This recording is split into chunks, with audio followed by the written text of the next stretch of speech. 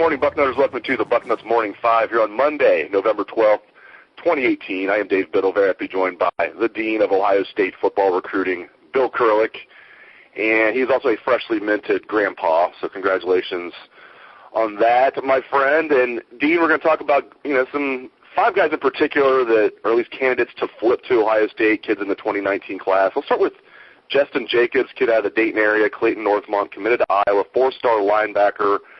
Do you like Ohio State's chances here with Justin Jacobs? I know you've written a lot about him lately.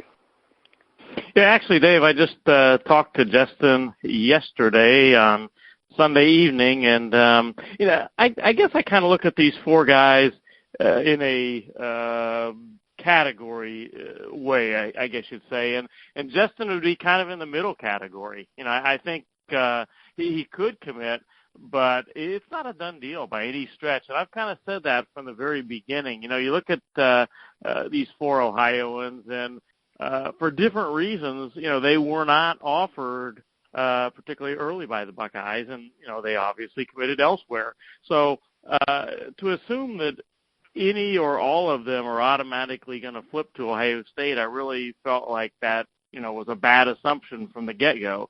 I'm not saying that they won't flip. I'm just saying not to assume that. And Justin Jacobs, as I mentioned, is kind of in the middle category where, I think he could commit. But as he told me yesterday, Ohio State's going to have to recruit. He said, Ohio State is going to have to recruit me just like they recruited or recruit anyone else. They're going to have to really recruit me to get me to change. He is pretty, as he put it, pretty solidly committed to Iowa right now. Now, will that change when he visits for the Michigan game? We'll see. He's going to make an unofficial visit. At this point, he's not even sure if he's going to make an official visit to Ohio State yet. My gut feeling is, yeah, he'll make an official visit. He'll get one scheduled after he goes to the Michigan game, but we'll see. It's just not a done deal at this point. And defensive tackle Kevon Butler from Toledo-Whitmer, committed to Kentucky. Could there be some great issues there? Just what's the latest with him, and do you think he'll end up being a Buckeye? Well, he's another one I just talked to. In fact, I went up and watched his game on Friday night. His team played the Dublin Kaufman Shamrocks, my alma mater, so to speak. That's where I taught and coached at for many years, Dublin Kaufman, although it was Dublin High School in those days. But Dublin Kaufman was just a more talented team this year than Toledo. Whitmer and Kaufman won pretty easily, but I was impressed with Butler. He kind of plays all over the place. In Ohio State, obviously, they would love to land Zach Harrison, 5-star defensive end, but that by no stretch, we'll see how that all ends up. But people have asked me, well, what if Zach Harrison goes to Michigan, which is certainly very possible?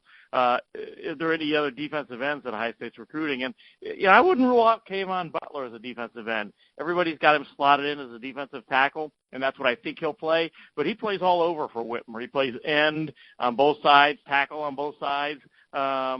He's a very versatile defensive lineman. Will he flip? My feeling is he's in the top category. I said I'd break him down into categories of who's likely to commit, who might commit, and who's unlikely to commit.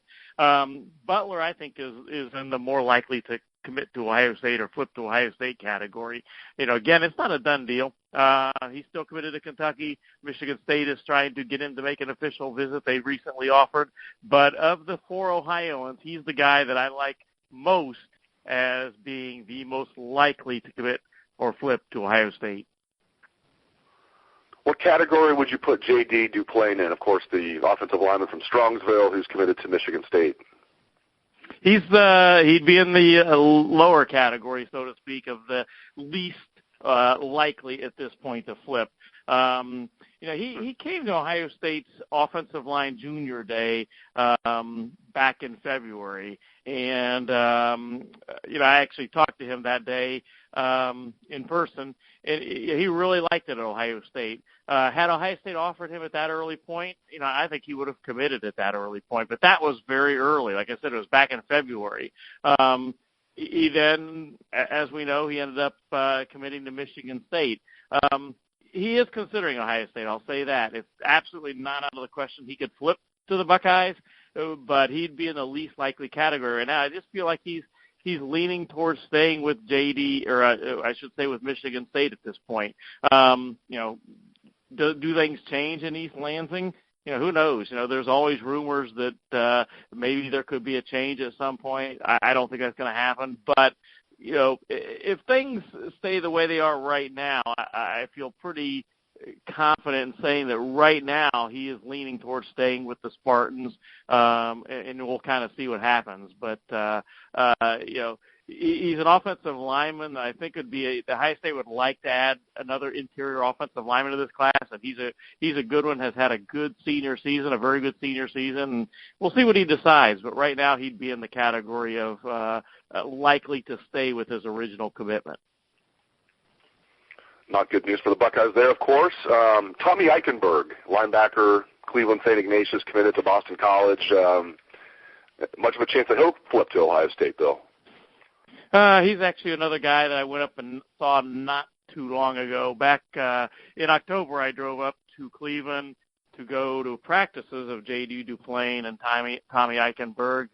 Stopped at both their practices one afternoon, and he's a guy that, again, is kind of like the Justin Jacobs. He's in the middle category, and nobody knows right now what Tommy Eichenberg is going to do. When I was up at Cleveland St. Ignatius in October, that was the prevailing thought. I talked to different people, and Tommy's just such a quiet young man. He doesn't tip his hand. He doesn't say a lot about what he's going to do. He just kind of goes about his business and plays great football, and he has had a great senior season. I legitimately think he could end up being at any of his three choices right now. He could stay with his Boston College commitment. He could flip to Ohio State, or he could flip to Michigan. He's going to make official visits to all three schools. Which way he goes probably will depend a lot on how those official visits will go. And, he's likely to play the process out, make all three of those visits, and then make his decision, and probably make it without a lot of fanfare. Again, he's just a quiet young man that goes about his business and does it in a very good way. The last flip candidate I want to ask you about, he's a young man from out of state, kid from Florida, three-star corner, Renardo Green. He's from Apopka, Florida, committed to Florida State. Do you think there's a good chance that Renardo Green could flip to the Buckeyes, Dean? I don't know if I would say good, but I will say this. There's a better chance that he flips to Ohio State than people are giving the Buckeyes credit for. I think a lot of people are just assuming he's going to stay with his original Florida State commitment, and he may well do that, but I was told by a pretty good source in fact, a very good source, that commitment to Florida State would be a pretty loose commitment at this point, that while he is committed, it would certainly not be a real strong commitment at this point, and it wouldn't be surprising if he flipped to Ohio State. Again, things in the state of Florida between Miami and Florida State and the Florida Gators, they haven't been fantastic, let's say that, on the football field this season, if you put them all together. And, again, he's committed to Florida State, but he is going to make an official visit to Ohio State when the Buckeyes play Michigan. And, we'll see what happens. Ohio State obviously does a great job when they get guys on official visits. Ask Marcus Crowley, who flipped from Miami to Ohio State on his official visit. So I absolutely would not rule out. I think he's a possibility to flip to Ohio State. And if you put him with those 5 or the 4 Ohioans we talked about, Renardo Green would kind of be in the middle category. He's certainly a possibility to flip, which is a lot better than I think some people feel like he's just going to stay with Florida State. Good stuff on recruiting there. Let's move on to a pretty uncomfortable topic, but one that I did not want to ignore, Zach Smith and Tom Herman. Zach Smith, of course, took his feud with Tom Herman very public on Sunday via Twitter. He accused Herman of infidelity. He took several personal shots at Herman in general. And if you believe the reporting of Jeff Snook, and I do believe the reporting of Jeff Snook, I think Jeff Snook's really good at what he does, and I believe his reporting. If you believe Jeff Snook, it was Tom Herman who tipped off Brett McMurphy about Zach Smith's off-the-field issues. Now, I don't condone Zach Smith going off like he did yesterday and saying some of the things he said, but to steal a page out of Chris Rock's book, I'm not saying he did it, but I understand. I'm not saying he should have done it, but I understand. That's how it's supposed to go right there. I'm not saying he should have done it, but I understand. If Tom Herman really did rat him out, I do kind of understand it, Bill. Your thoughts?